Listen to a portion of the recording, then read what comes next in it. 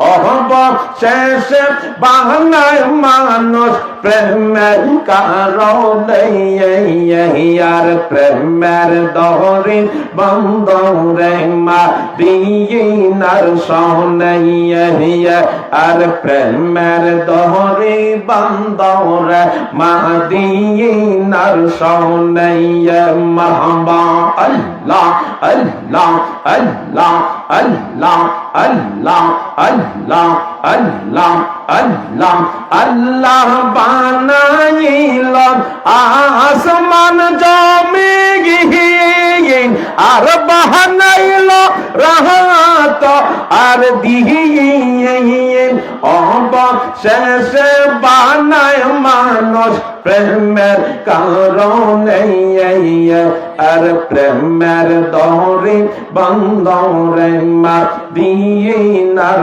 সনে আল্লাহ আল্লাহ আল্লাহ আল্লাহ আল্লাহ আল্লাহ আল্লাহ আল্লাহ আল্লাহ আল্লাহ আল্লাহ লা ইলাহা ইল্লাল্লাহ মুহাম্মাদুর রাসূলুল্লাহ সাল্লাল্লাহু আলাইহি ওয়াসাল্লাম। সকলে জবান করে একবার উচ্চ কণ্ঠে বলে আলহামদুলিল্লাহ। শুকরিয়া আদায় করলাম সে মহান মালিকের দরবারে। লক্ষ কোটি দুরূদ ও সালাম হায়াতুন নবী, জিন্দা নবী, নবীদের নবী, রহমাতুল লিল আলামিন দয়াল নবীজির রওজা পাকে সালাম কদম বসে আরজ করছি। এই বাংলাদেশ ওলি আল্লাহদের দেশ, শাহজালাল, শাহপরান, আল্লামা ফুলতলি সাহেব কিবলা রহমতুল্লাহ আলাইহি সহ আমার প্রিয় মুর্শিদ সহ এই জমিনের সমস্ত আল্লাহর ওলি সকল যারা নিজ নিজ মাজার শরীফে সত্য ইসলামের খেদমত করে আরাম করতেছে, সকলের রোজা পাকে সালাম কদম বসে আরজ করে। আল্লাহর রহমত, মদিনাওয়ালার মহব্বত, আউলি কেরামদের দোয়া নিয়ে আমি মুসাফির মানুষ, দুই চারটি কথা বলবো। মাইকের আওয়াজ যতটুকু পর্যন্ত যাচ্ছে, ইমানদার, দিনদার, মুমিন, মুসলমান, মুরব্বী বাবারা, যুবক ভাইদের দৃষ্টি আকর্ষণ করে বলবো, আল্লাহ পাক যাদেরকে কবুল করবেন আজকের এই মাহফিলের সকলকে আশার বসার তৌফিক আল্লাহ রাব্বুল আলামিন দান করেন। সকলে বলে আল্লাহুম্মা আমিন। আর জবান করে বলে আল্লাহুম্মা আমিন। আজকের মাহফিলের সম্মানিত সভাপতি হযরত মাওলানা মুশাহিদুর রহমান, হযরত মাওলানা জালালউদ্দিন জালালী সাহেব সহকারে আমার সামনে উপবিষ্ট মুরব্বী বাবারা, যুবক ভাইরা, পর্দানিশীন মা ও বোনেরা, সকলের প্রতি আন্তরিক মোবারকবাদ, শান্তির বাণী সালাম দিচ্ছি। আসসালামু আলাইকুম ওয়া রাহমাতুল্লাহ। যিনি হলেন আসমানের মালিক, জমিনের মালিক, পুরো কায়নাতের মালিক, আপনার আমার 3.5 হাত বডির মালিক, যিনি আপনাকে আমাকে সুস্থ সবল রেখে আজকের এই কাটাশলা এলাকার এই পবিত্র আজিমুশান বললাম কার? আল্লাহ ফরমান লা ইন শাকারতুম লা আযীদান্নাকুম, বান্দারে তুমি যদি আমার নিয়ামতের শুকর আদায় করো আমি আল্লাহ তোমাকে নিয়ামত বাড়িয়ে দেব। আরো জোরে। তিনি ওই মালিক, তিনি ওই রব, আছে না নাই?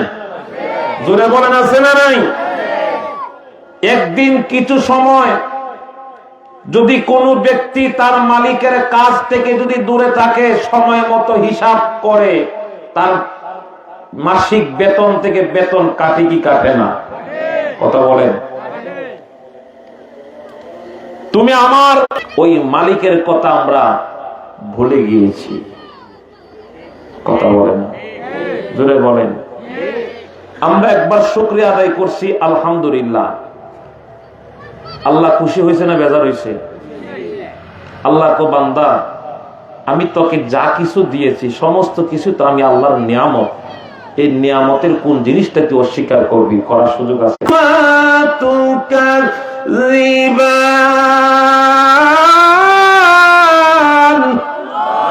আরো জোরে কোন আল্লাহু আকবার।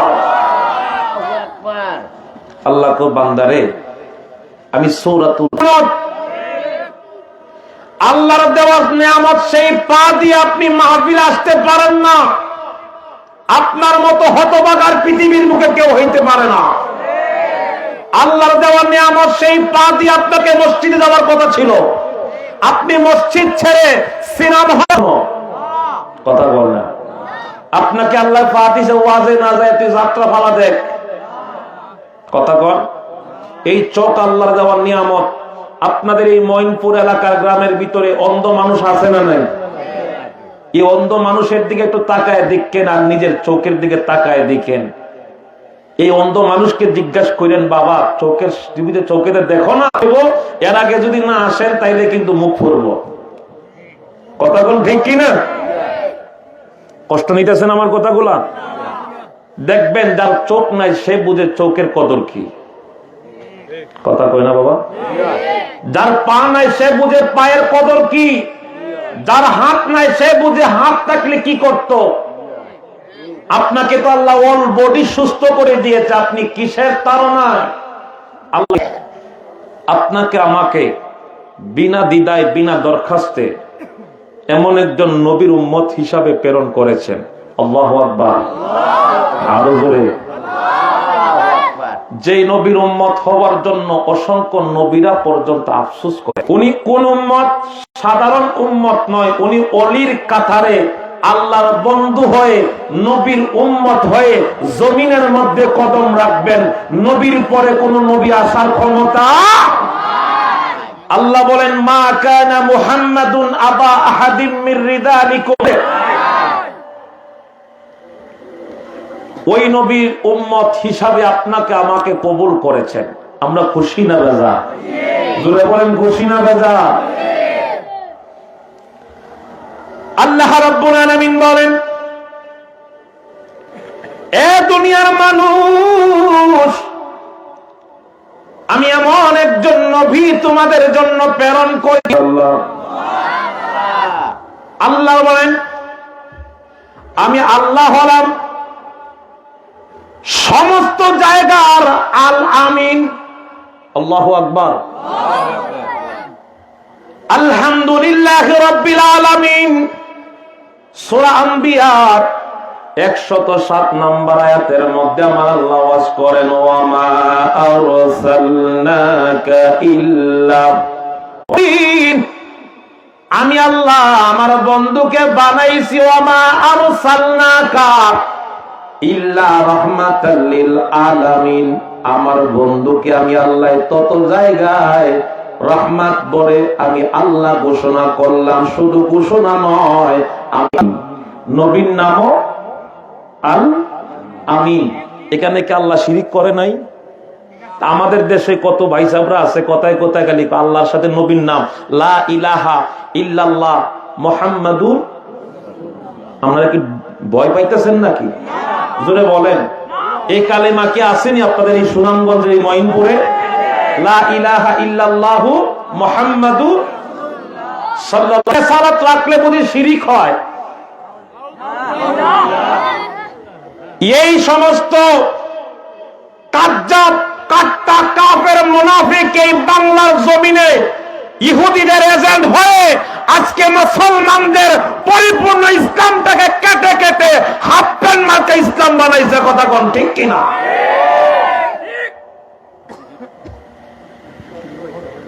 ইসলাম ওয়াতমামতু আলাইকুম নি'মাতি ওয়া রাদিতু লাকুম ইসলাম দীনা। আজকে থেকে ইসলামকে পরিপূর্ণ করে দিয়েছেন কে? কথা বলে না বাবা? আল্লাহ। করে দিয়েছেন কে? আল্লাহ। তার মাধ্যমে আল্লাহ পাকের পবিত্র কোরআনকে পরিপূর্ণ করলেন, সমাপ্ত করলেন। আজকে তোমরা কোথা থেকে 1450 বছর পরে আইসা প্রত্যেক সময়ে সময়ে সৃজনশীল কিছু মৌলবী বের হয়েছে। এরা সব বরাতে অনেক সময় প্যান যদি লম্বা হয় আমরা কি করি? কাটি। কষ্ট নিতেছেন আমার হয়েছে না? এতে তার মেয়েরে কইতেছে, মাগো আমার এইটা তুমি 4 ইঞ্চি কাইটটা দাও, লম্বা হচ্ছে 4 ইঞ্চি কাইটটা দাও। মেয়ে কো, আব্বা সামনে পরীক্ষা, পড়ার জ্বালায় গান বাজে নাম নিয়েছেন, ফ্যান কাটতাম, এই টাইম আমার কাছে নাই। বুড়া মানুষ আর ভূতের বউয়ের কেটকারে নিয়ে জানা নাই ঘরে থাকবার মতো ভালো না, তুমি এসে বেন কাটবার টাইম আমার কাছে না, যাও। বেটা কোপ জিও ডেক্কা দিয়ে বিদায় করে দিল। ঘরের বুন্নি যেটা আসলে এটাও অবহেলা করলো। বুড়া বলে বুঝি সব দিক দিয়ে বিপদ। চাচার আবার মনে কষ্ট নিয়েন না, আসেনি এমন পরিবেশ। দাম পাইলাম না, যা 40 টাকা দিয়ে ওই আবুলের কাছে গিয়া 4 ইঞ্চি কাইটটা আনছে, কাইটটাই না থইছে জোহরের নামাজকে পড়বো। এখন নিজের মেয়ে চিন্তা করে, হারে সামনে পরীক্ষা, বাপের মনে কষ্ট দিলে কি আল্লাহ জায়গা দিব? কথা বল না কেন, জায়গা দিব? হে চিন্তা কইরা হে জিয়ে কি করছে, বাপের চিন্তা কইরা বাপের তো দোয়ার দরকার আছে, এই সময়টা আমি বাপের দোয়াই নিলাম। 4 ইঞ্চি কাইটটা সেলাই করছে। কয় ইঞ্চি কাটছে? বুড়া বেড়ে চিন্তা করে, হারে সারা জীবন বুড়া বেড়ার কত কথা শুনলাম, কত গাইড দিলাম, শেষ বয়সে জামাইয়ের মনে কষ্ট দিয়া যদি মরিও তাহলে জান্নাতে গিয়ে সুখ পাইতাম না। হে চিন্তা কইরা হে বেড়ে আরো 4 ইঞ্চি কাটছি। মরিছে কত ইঞ্চি? হ্যাঁ 16 ইঞ্চি কাটছে, কাটতে থইছে। হে বেটা গোসল করে আইসে, জুম্মার নামাজে যাইবো, আসিল ফুল ফ্যান হয়ে গেছে হাফ প্যান্ট। কি হয়েছে? কি ফ্যান? হে কপালের মধ্যে থাবা দিয়া কয়, কোন পন্ডিতের গরম বললাম রে, আগে ভাইলাম না একজন, এখন ওই যে 6 জন। আজকে ঠিক এমন ভাবে কালেমার সাথে লা ইলাহা ইল্লাল্লাহ থেকে আল্লাহ কয় আল আমিন, আমার নবীর নাম আল আমিন, আল্লাহর নাম রাখলেন আল আমিন। আল্লাহ শিরিক বুঝে না, আমরা দেশের ওই ফেসবুক মার্কা মোল্লাই বুঝে। আল্লাহ এদেরকে হেদায়েত করুক, না হয় উম্মতের স্বার্থে হলো এদেরকে ধ্বংস করুক। সকলে কর আমিন। আল্লাহ রাব্বুল আলামিন হারায় ফেললেন। 8 বছর বয়সে দাদারে হারাইলেন। সর্বশেষে আমার নবীর আপন বলতে একজন ছিল, যার নাম ছিল আবু তালিব, নবীর চাচা বাবা। একটু গভীর মনোযোগ যুবক বাহেরা, আজকে তো কষ্ট করে তোমরা জান্নাতের বাগান সাজাইছো, কোন নবীর প্রেমে তোমরা সাজাইছো? আমার নবী কেমন শিক্ষা দিয়ে গেলেন, ওই নবীর আদর্শ আমাদের মানা এবং অনুসরণ করার দরকার আছে না নাই? জবান করে কোন আছে না নাই?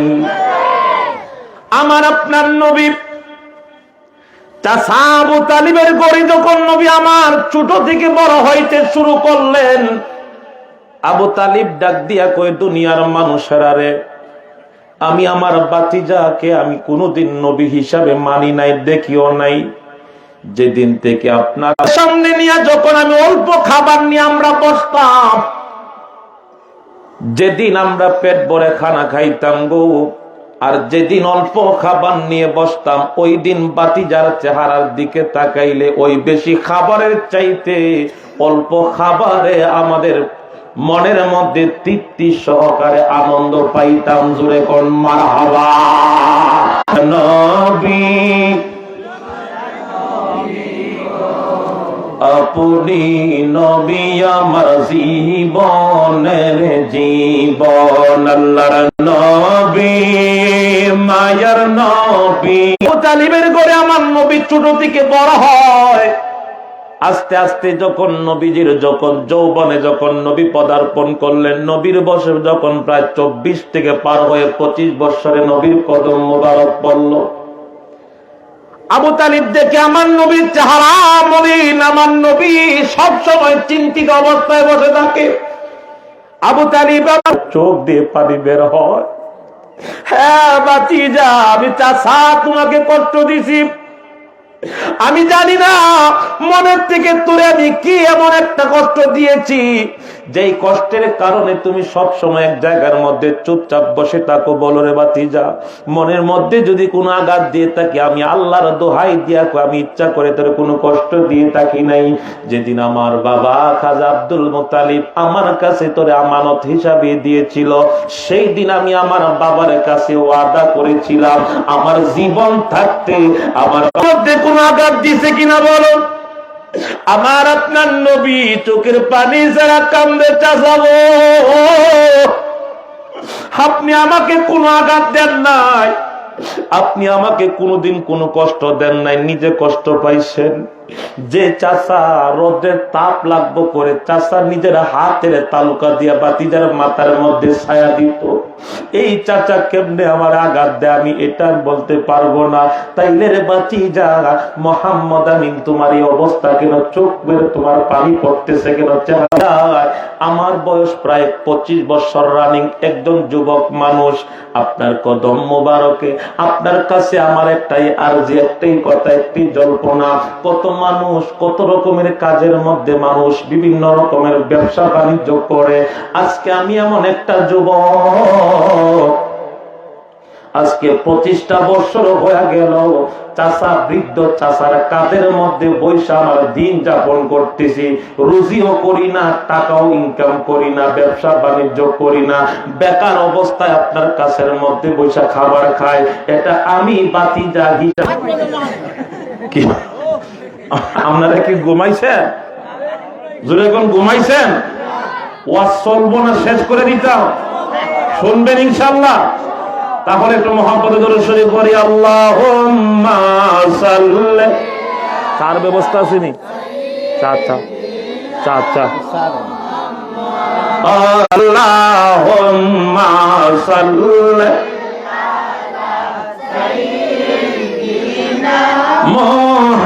মুহাম্মাদ নাবিয়িনা মাওলানা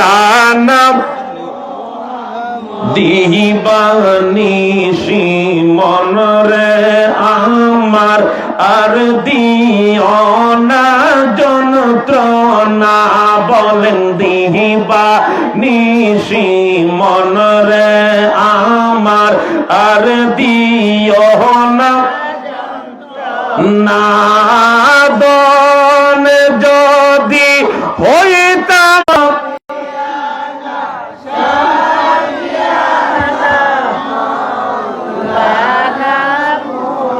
মারহাবা কর, জবান খুলে বলি ইয়া রাসূলুল্লাহ। আপনার আমার নবী চাচার দিকে তাকায়, নবী কান্দে, চাচা গো আমি একটা যুবক, আজ আমাদের কথা কম, যৌবন কালের ইবাদত এটারে কয়। আমার নবী কয় চাচা আমি একটা পরিপূর্ণ যুবক, আমার মতো কত যুবক মানুষের ব্যবসা বাণিজ্য করে কাজকর্ম করে, আমি এমন একটা হতভাগা বাতিজা হয়ে গেলাম আপনার কাছে, এই পর্যন্ত আপনাকে একটা টাকা রুজি করে।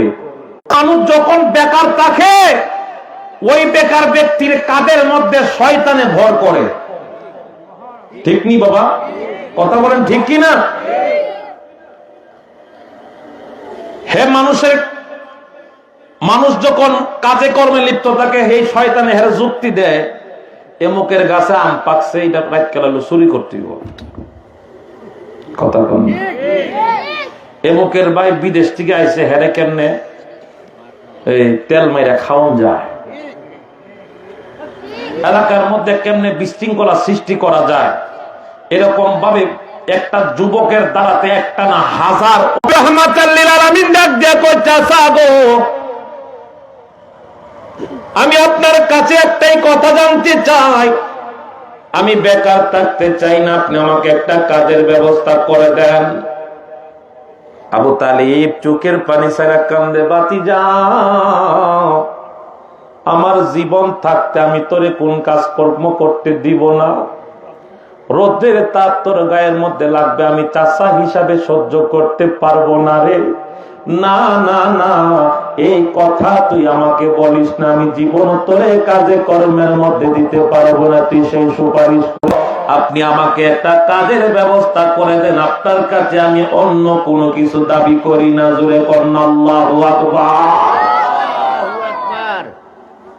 আমার নবীর এই কথাগুলো শুনে আবু তালিব আর দেরি করলেন না, আল্লাহর নবী রাহমাতুল লিল আলামিনকে সাথে নিয়া নবীজি আমার মক্কা নগরীর তৎকালীন সময়ে 10 জন ধনাঢ্য বাড়ির ভিতরে নবী যখন প্রবেশ করলেন, খাদিজা বসা ছিল। আমার নবী এবং আবু তালিবকে দেখা মাত্র বসা থেকে সাথে সাথে দাঁড়ায়া গেছে। আরো জোরে। আবু তালিব ডাক দিয়া বলে, খাদিজা রে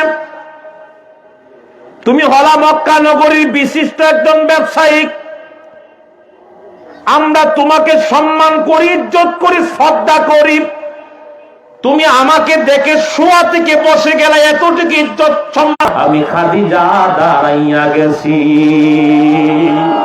ইয়া রাসূলুল্লাহ তুমি জীবন তুমি মরণ, আদার গড়ে তুমি আপন, তুমি জীবন তুমি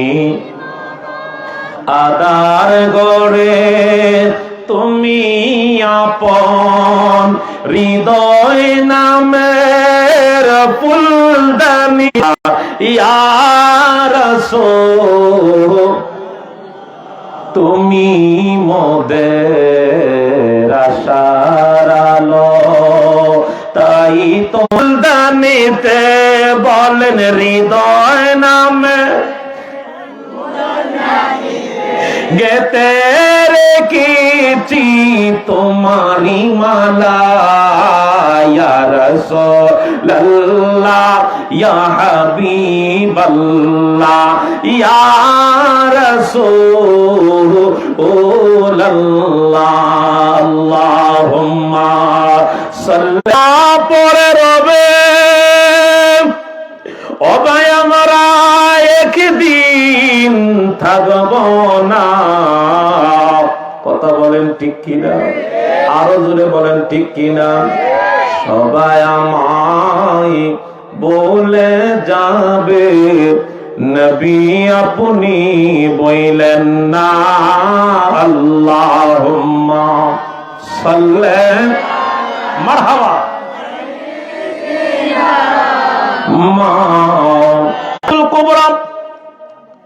তখনও মুসলমান হন নাই। আল্লাহর নবী রাহমাতুল লিল আলামিনকে দেখে হঠাৎ করে দাঁড়ায় গেলেন। আমার নবীর সাথে খাদিজার দ্বিতীয়বার কোন আর সাক্ষাৎ হয় না, জীবনের প্রথম সাক্ষাৎ। এই গুতাগুতি গেরে কষ্ট হইতেছে আপনাদের? শেষ করে দিতাম। একমাত্র আল্লাহ এবং রসুল এবং জবানের দাম আছে না নাই? কথা বলেন আছে না নাই? কষ্ট হইতেছে আপনাদের? আল্লাহ কবুল করেন সকলে, কোন আমিন। আর আধা ঘন্টা সময় দিবেন আমারে ইনশা। রসুলের কথা শুনতে কষ্ট হয়? রসুলের শান শোনার দরকার আছে না নাই? আমার নবী কি শিক্ষা দিয়ে গেলেন? নবীর ওই নবীকে তাজিম করতে গেলে পরে এক দলে দাঁড়ায় আর এক দলে বয়ে থাকে। আর পাবলিকে কয় আমরা এক ইমামে খার হইছে আর এক ইমামে বয়ে রয়েছে, খার হয় না বইও না, মাঝখানে রুকুতকে খার বইয়া দিচ্ছে। আসেনি অবস্থা? কি একটা মুসিবত! আল্লাহ বলেন তাজিমের সহিত আদবের সহিত আল্লাহু আকবার। যেই নবীর দুরূদ বৈশা পড়াও যায়, ওই নবীর দুরূদ দাঁড়ায়ও পড়া।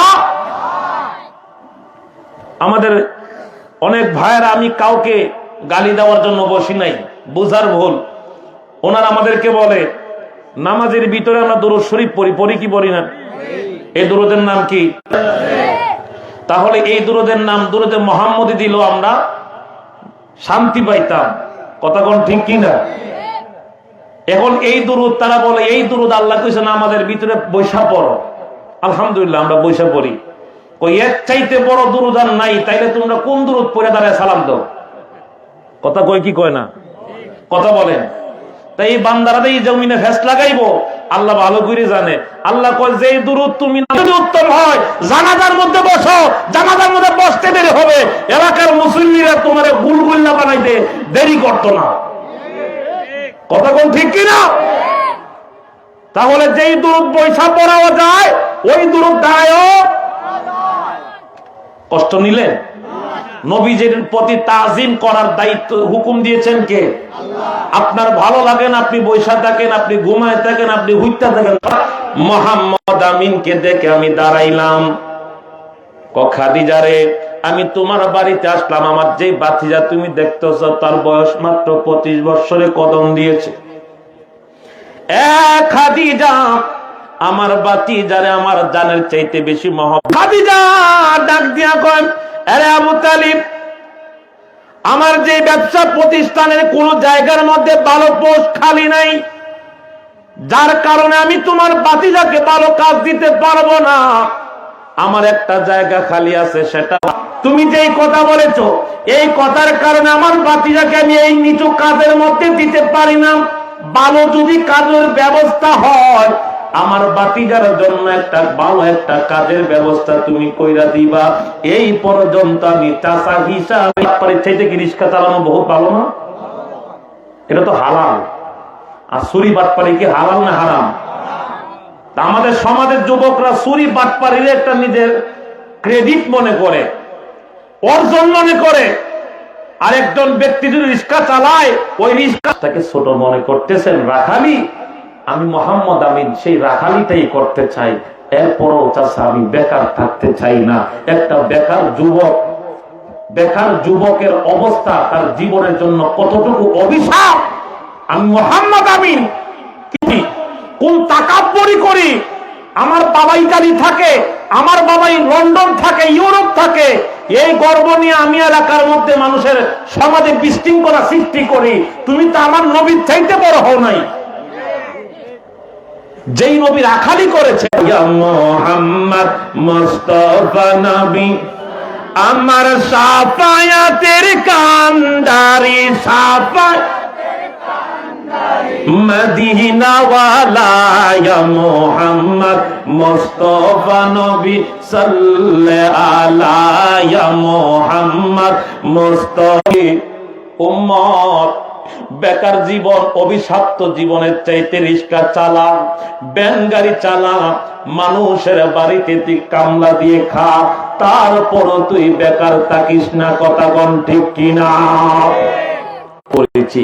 তোমরা যদি নিজের জীবনকে পরিবর্তন করতে চাও, নিজের একজনকে তুমি আদর্শ হিসাবে মানতে চাও, তিনি হলো রাহমাতাল লিল আলামিন। আমার নবীর চাইতে বড় আদর্শ আর কেউ হইতে পারে? তুমি দাঁড়িয়ে রাখো, তোমার জীবনের আদর্শ কি মেসি?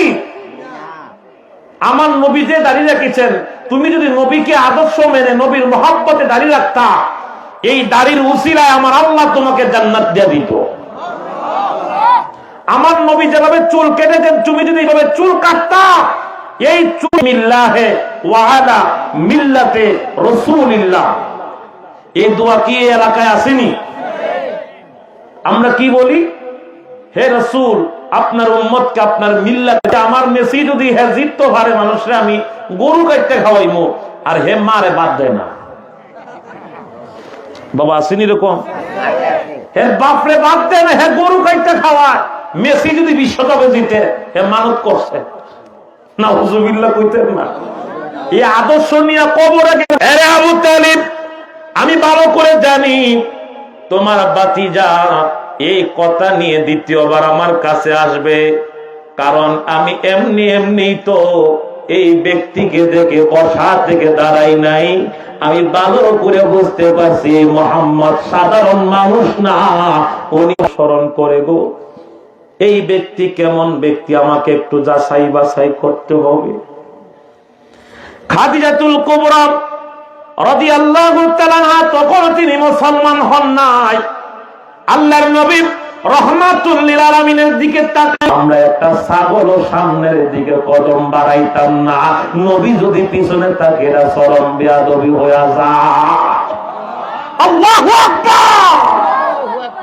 বনের যত পশুগণ বকুতি করে দুই চরণ, মেঘমালাইব তোমা আয়োগ নবীজি, কোন সাধনে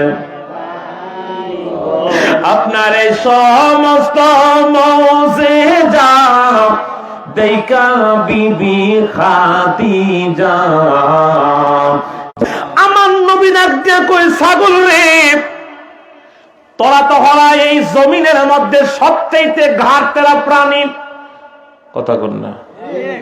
বাংলাদেশের মধ্যে যত ছাগল দেখবেন, সব ছাগলের রোগ কিন্তু একরকম। কথা কয় না? ছাগল কি একটু ঘাড় তেরা না? কিসের রাখালি করছে? এখানে প্রশ্ন জাগে না? উট আছে, মহিষ আছে, গরু আছে, এগুলা বড় বড় প্রাণী তিয়া আল্লাহ নবীদেরকে ছাগলের রাখাল বানাইছে কেন? ভেড়ার রাখাল বানাইছে কেন? প্রশ্ন জাগে কি জাগে না? প্রশ্নটা হলে এই, গেলে উস্তাদ ও ছাত্ররা কয়ে ছাগলের গরু ছাগল কইনি, ওই জাতির চাইতে এই জাতি আরো মারাত্মক। ছাগল জাতি যদি ঠিক করতে পারে, আমার প্রত্যেকটা নবীরা ওই জায়গায়, এবং তাদেরকে হুঁশিয়ারি করতেছেন, দেখো এই যে গাছ, এই গাছটা কিন্তু একটা কিস্তি বানানো হবে, এই কিস্তির মধ্যে যারা উঠবে তারা বাঁচবে, আর যারা উঠবে না তারা আল্লাহর গজবে মারা যাবে। ইবনে মানাকা, তার কাছে যাও, ওই এর যুগালি বানাইলে হে তোমার পিটবো। বেটা হচ্ছে মিস্ত্রি, মিস্ত্রি কি যুগালির কাজ করব? আল্লাহ কইছে যাও না তুমি তার কাছে। উজের কাছে নূহ নবী গেলেন, গিয়া বলতেছে ওহো যাক, কাটাশোলা গ্রাম আর মইনপুর হচ্ছে মানে বাজার। ও আচ্ছা, হোস্ট অফিস ঘুরা ঘুরে কি এমন কথা হচ্ছে কি কোনটা? নূহ নবী বলতেছে তুমি এমন কি খাও? বেশি না, সকালবেলা ৩৬,০০০ রুটি দিয়ে পর্যন্ত তোর পেট না ভরবে ততক্ষণ পর্যন্ত আমি তোর খাবার বন্ধ করব না, খাবার খাওয়াই কি থাকবো। আরো জোরে আপনারা সুবহানাল্লাহ মনে হইতেছে কয়টা বাজে আল্লাহ জানে। গড়ি করা 11:30 বাজে গেছি। ওয়াজ আমরা আগে কই আসলেন? আপনাদের অনুরোধে আর কিছু সময়, 10 মিনিটের ভিতরে ইনশাল্লাহ পুরাপুরি শেষ করতে পারবো না। আল্লাহ যদি আবার কোন বাসায় কোন সময় সুযোগ করে দেয় আবার আসে। বলেন পাইলেন লাই গো নবী, আমি নূর কদমে চমকাবো, নূর কদমে চমকাবো, চরণ দুলি মাগবো গায়ে পাই। রুটি কইছে কয়টা? খাই অভ্যাস আছেন আপনারা? খাইছেন কোন সময়? একটা না, দুইটা না, ৩৬,০০০ রুটি। আল্লাহ জানে না? জানে না? তোমার মারে জিজ্ঞাসা করো, নবী কো তোমার মারেকে জিজ্ঞাসা করো, তোমার মাই তো কইতে পারবো তুমি কোন ধানের ফসল। এই 3টা রুটি তো আমার দাঁতের কোনার থাকে, আমি ওই খিলাল দিয়ে গুতায় গুতায় বার করলে রুটি বাইরে হয়। তুমি এই রুটি আইনা দিছো, তুমি আমার 3 দেয়া, তুমি